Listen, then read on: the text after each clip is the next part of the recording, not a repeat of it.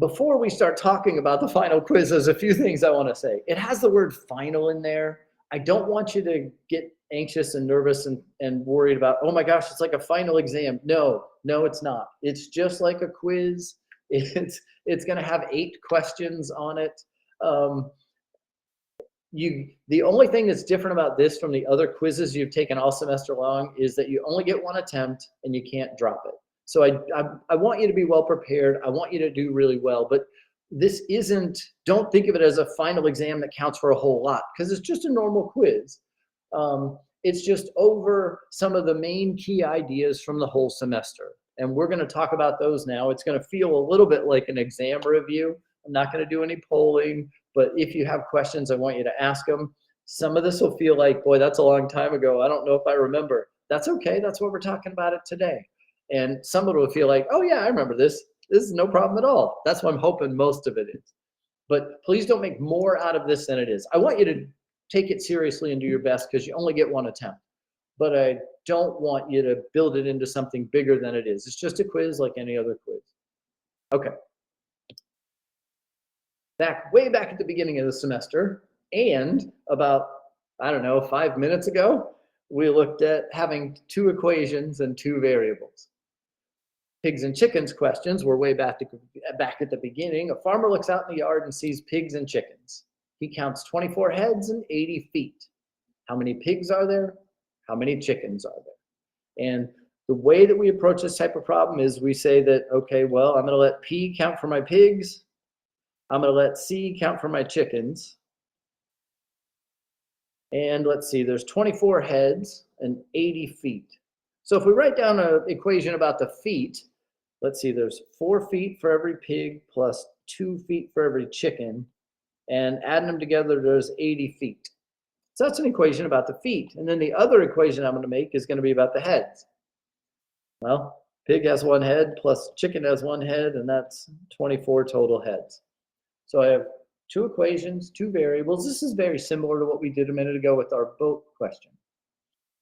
It doesn't matter which one of these I get by itself. There's no magic in it. I'm going to go ahead and just subtract C from both sides. Those cancel, and so P is 24 minus C.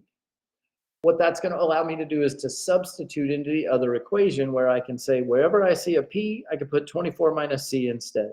So here, I'm going to put 24 minus C. This one's a little more involved than the boat one, but the idea is the same. We'll have 4 times whatever P is, 24 minus C, plus 2C is 80.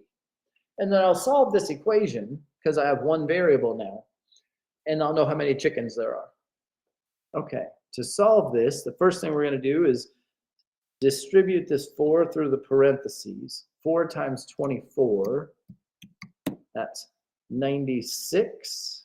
4 times C, that's a negative 4C, plus 2C is 80. If I do anything here that you want to ask about, please don't hesitate. Now I've got like terms. This negative 4C and this positive 2C are like terms over here. So I can combine those and have 96, let's see, negative 4, positive 2. So minus 2C is 80. And now, just like we did a couple minutes ago, we're trying to get C by itself. So we need the term with C in it by itself. So the first thing we'll do is get rid of that 96 by subtracting 96 from both sides. Those cancel, leaving me negative 2C. And over here, I'll have negative 16. Last thing I need to do is divide by negative 2 on both sides. Those cancel, leaving just the C. And let's see, 16 divided by 2 is 8. Negative divided by negative is a positive. So the number of chickens is 8. This question asked me for both. It said, how many pigs? How many chickens? I know the chickens is 8. Now I need to figure out the pigs. And there's a couple of ways you can do that. You can go back and look at your original equation of P plus C is 24 and say, well, I have 8 plus something is 24, so that something has to be 16. Or you could go to where you did your substitution. P is 24 minus C. Well, then I could do 24 minus 8, and there must be 16 pigs. On a quiz, this wouldn't ask you for both. It would ask you for one or the other, so be careful with that. If you do the entire solving process that I just did and you get 8 as your answer, and it says how many pigs are there, don't put 8 as an answer. Make sure you figure out how many pigs and put the 16 as your answer. So just double check rereading the question to make sure you're answering with the one that was asked for. As we go through these, any questions you have, don't hesitate to ask them.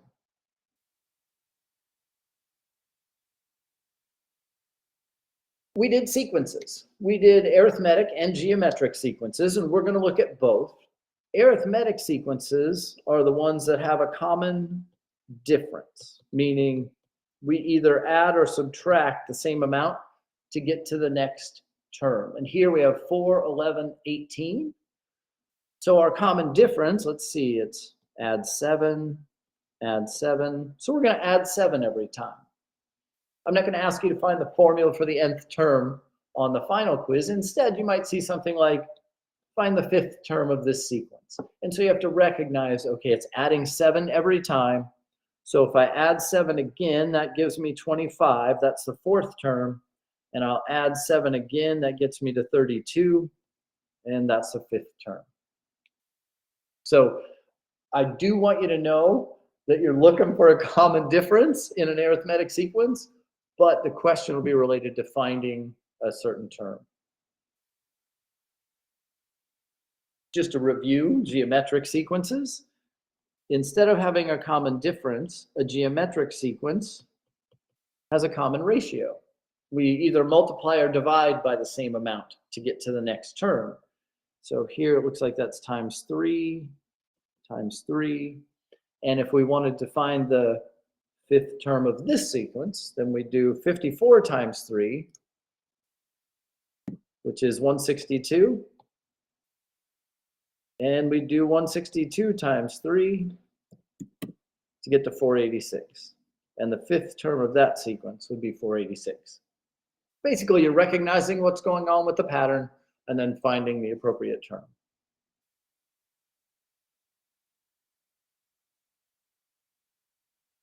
We did a lot with Venn diagrams, and you're not going to have to draw the Venn diagram for a question like this. You're just going to have to be able to answer the questions that you're given.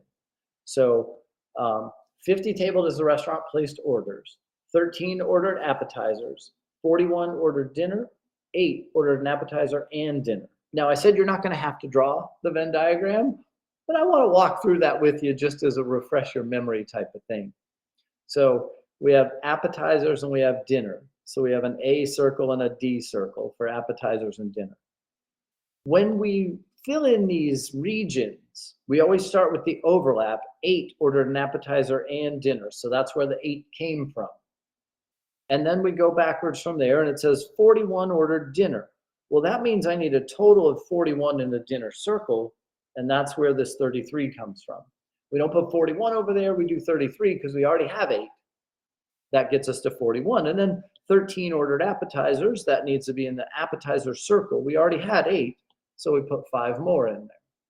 And then this 4 on the outside is because, well, there were 50 total, so I need to figure out how many people are on my diagram inside the circles, and then what I'll have to do is put the rest outside the circles. Okay, like I said, you're not going to have to draw the diagram, but I just wanted to kind of refresh your memory on how the whole thing works. Now we're going to answer these questions. How many ordered appetizers or dinner? Or is the key word here. Or goes with union, which is join them together. So what we want to do here is we're going to take everybody that ordered appetizers and join them with everybody who ordered dinner.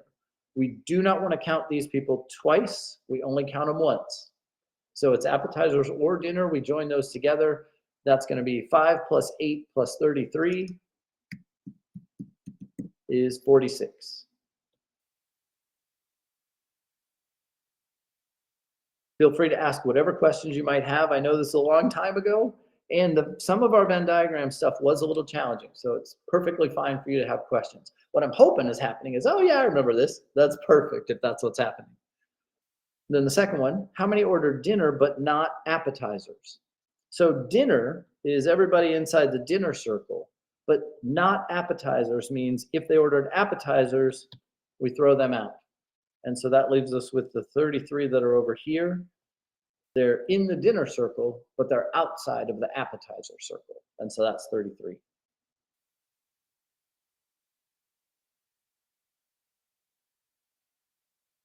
Okay, very good.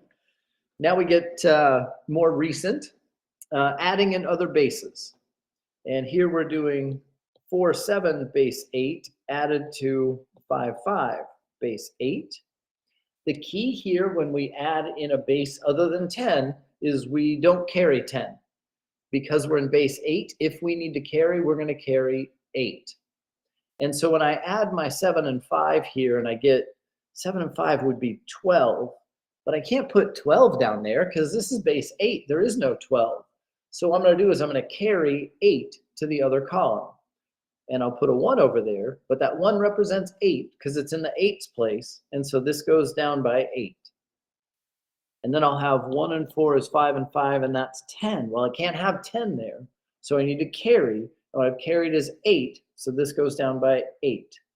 And now I have 1, 2, 4, base 8 as my result. The key is when we carry 8, and so this number goes down by 8 when we carry, and that's consistent across the place values. Make sure to let me know if you have any questions. I think this is something that we really got the hang of, so you're probably really confident with that, which is great. Subtraction in other bases. So here we have 3, 1, 1, base 6, minus 1, 2, 4, base 6. In the last one, because it was base 8, when we had to carry, we carried 8. In this one, because it's base 6, if we need to borrow, we borrow 6. And so that's what we'll do. So I go and I'm just going to subtract like I normally would, 1 minus 4. Well, I can't do that. So I'm going to have to borrow from here. And this doesn't turn into 11 because it's base 6. I'm borrowing 6. It turns into a 7 because I've added 6 to it. Now I can do 7 minus 4 is 3. Okay, that's fine. Move over a column. I would like to do 0 minus 2, but I can't. So I'm going to have to borrow. And when I borrow, this goes down by 1, but this, because I borrowed 6, goes up by 6. And now 6 minus 2 is 4, 2 minus 1 is 1, and I end up with 1, 4, 3, base 6. The key is when we're doing other bases, whether you're carrying or borrowing, the base is how much you're carrying or borrowing. Okay, the discrete model. If that picture up there equals 1, then show 1/3. What you want to do is you want to identify where your thirds might be. When I look at this, I can see that there are 3 rows, and so I can circle any one of those. It doesn't matter which one. It could be the one on the bottom. It could be one on the top. A little less common, but it could be the one in the middle. It doesn't matter. That's how you would show 1/3. And then if you wanted to show 1/5, now we don't want to use the columns because there's 3 columns. So I want something that I can easily see fifths. And if I look, I do have 5 columns. And so let's see, 3/5. I need 3 of those. It could be the 3 on the left, the 3 on the right, the 3 in the middle. It doesn't matter, but we want to identify 3 out of the 5 columns because that'll be 3/5 of our diagram. All right. Problem solving with the area model, where we might say what fraction of the diagram is shaded. If we shade right there, your first thought might be, well, as I look at this picture, there's 1, 2, 3, 4, 5 pieces. So it must be 1 out of the 5 pieces. So it must be 1/5. But that's no good because all those pieces aren't the same size. So that's not 1/5. The way that we want to look at what fraction of the diagram is shaded types of questions is I look at what I have shaded here and I think how many of these would I need to make the whole picture? And it would take four of these to make the whole picture. So what's shaded there in red is 1/4 of the whole diagram. Even though there are 5 total pieces and only one is shaded, they're not equal in size. So we don't want to just say 1/5. If they were all equal in size, we could, but because they're not, we have to be careful. We have to look at, okay, this piece that is shaded, how many of those would it take to be the whole picture? Similar, but this time we're going to shade one of these. And here again, you might think, well, it's 1/5 because it's one out of the 5 pieces, but no, they're not all the same size. Again, we're going to ask ourselves, how many of these would it take to make the whole picture? If you're really visual, that's probably not that hard to answer, but it could be, depending on if you're not that visual. One thing that you might find to be helpful is, okay, I have a piece that big. I want to cut my whole diagram up so all the pieces are that same size. Okay, great. And now I can count them up and see that this is 1 out of 1, 2, 3, 4, 5, 6, 7, 8. So this is 1/8 of my whole diagram. But the key is, what is shaded? How many of those would it take to make the whole picture? Don't just assume all the pieces are the same size.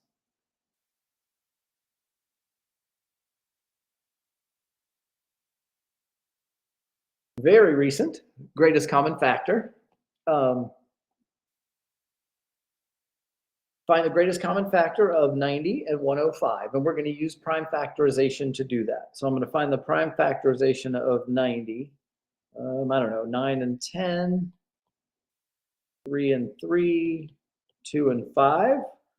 So that'll be 2 times 3 squared times 5. And this is really recent, so it's probably fresh in your head, but if you have questions, make sure you ask them. And then 105, gosh, I don't know, 5 times 21, I guess. Yeah. And then 21 is 3 times 7. Huh. Okay. So that's just 3 times 5 times 7. When I'm looking for the greatest common factor, what I'm looking for is whatever they have in common, that's what I want to keep. The overlap. Whatever is in both, that's what I keep.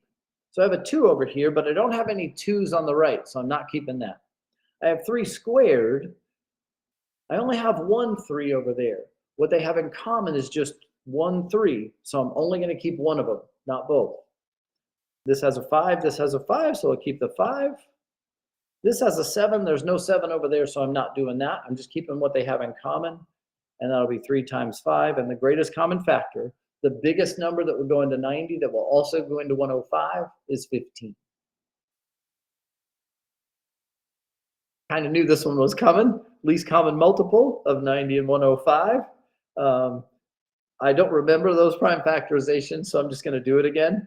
I'll do it different this time. 2 times 45, 3 times 15, 3 times 5. And so that's 2 times 3 squared times 5. And then 105.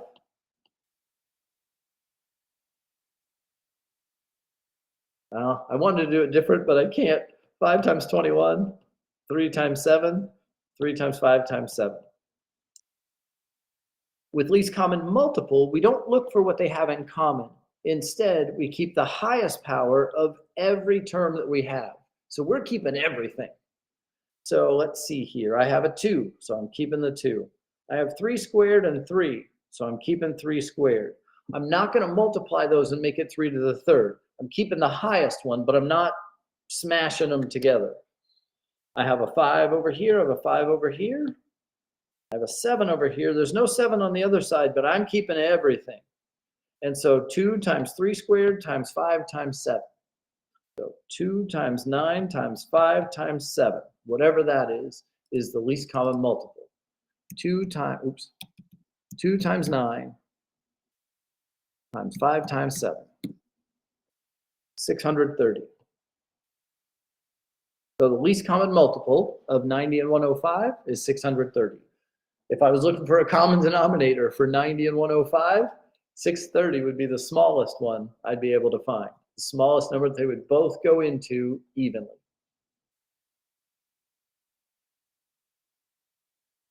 And now something that should feel really familiar. A pitcher of juice contains 41 ounces. Once as many 4-ounce glasses as possible are filled, how many ounces of juice are left over? And like I said, this will feel really familiar. I've got 41 ounces. I'm filling 4-ounce glasses. So I'll divide that and I'll get 10.25. Be careful here. We do not want to use this decimal remainder. Instead, we want to say, okay, I've filled 10 glasses that are 4 ounces each. So I've used 40 ounces. There were 41 when I started. So how many ounces are left over? Just 1 ounce. That's it. That's how many are left over. Be careful there not to use the decimal. I say that because that's brand new today. That's the only thing that we talked about on the final quiz that was new today. But I think you did great with that one, so you're probably in pretty good shape.